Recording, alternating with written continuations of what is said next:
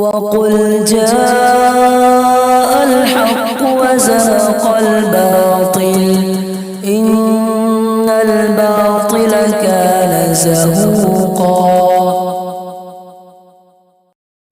تنہائیوں میں بیٹھ کر اللہ سے اپنے تعلق کو بڑھانا، گناہوں پر شرمندگی کے آنسو بہانا، توبہ کرنا اور لو لگانا، اللہ سے محبت کا رشتہ قائم کرنا، جس کا ذریعہ ہوتا ہے اعتکاف۔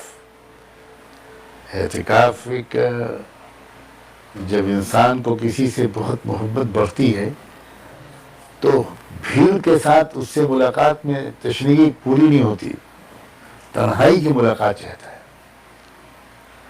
تو اعتکاف دراصل تنہائی کی ملاقات کا موقع ہے، تو ضرور اعتکاف کرنا چاہیے۔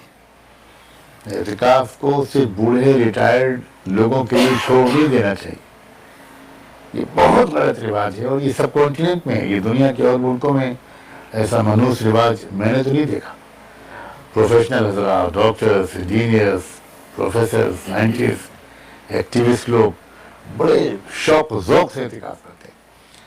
مسجد اقصیٰ میں ان حالات میں، مسجد اقصیٰ میں 15-15، 20-20 ہزار لوگ اعتکاف میں ہوتے ہیں، اور سب یوتھ ہوتے ہیں، 80% ینگ لوگ ہوتے ہیں۔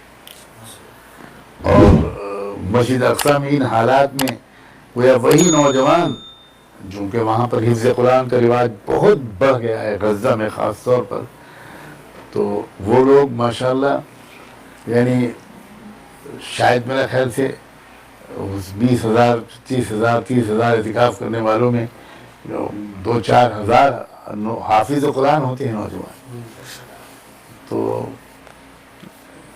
یہ رواج کو بھی زندہ کرنا چاہیے، یہ رواج کو بھی زندہ کرنا چاہیے کہ جو ہمارے یہاں کا بہت عجیب رواج ہے، بہت افسوس ہوتا ہے کہ عام طور سے اعتکاف کرنے والے لوگ کم پڑھے لکھے، ریٹائرڈ قسم کے بوڑھے ضعیف لوگ، بس ان کو ہم اعتکاف کے لیے فارغ کرتے ہیں۔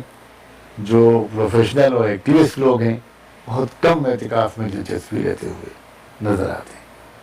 تو اعتکاف بھی ہے اور غزوہ بدر بھی ہے، فتح مکہ بھی ہے، تو ہماری سرگرمیاں یہ رکاوٹ نہیں ہے رمضان اس میں، بلکہ وہ تو جب عشق کی آگ اور بھڑکتی ہے اور اللہ کے نام پر انسان قربان ہو جانے کے لیے تیار ہونے لگتا ہے محبت کی جذبے کی زیادتی کی وجہ سے، تو پھر تو اس کو رمضان میں اور زیادہ اجتماعی جدوجہد کے میدان میں قربانی پیش کرنے میں لطف آتا ہے۔